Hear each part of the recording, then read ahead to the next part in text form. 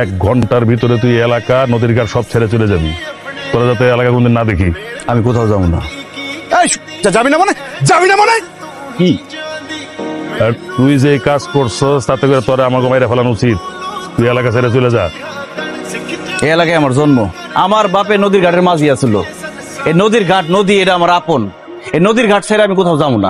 আচ্ছা তাহলে তুই আমার মাইয়ার লগে প্রেম করছিলি কেন? তুই জানোস না সৈয়দ বাড়ির মাইয়া? আপনার মেয়েও তো আমার লগে প্রেম করছে। শাস্তি খালি আমি একলা পাবো কিল দিকে? দুজনে প্রেম করছি, আমি খালি একলা অন্যায় করে ফেলাইছি, তাই না? তুই দিয়ে আমার বাপরে ন্যায় অন্যায় শিখাস।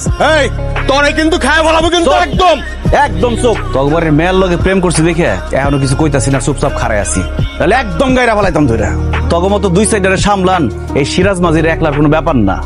এই হাতে বইটা চলে, তগমতো মদ খাই না। একটা থাপড় খাইলে 6 মাস ওইটা খারাইতে পারবি না। তুই এলাকা ছেড়ে যাবি না? না যাবো না।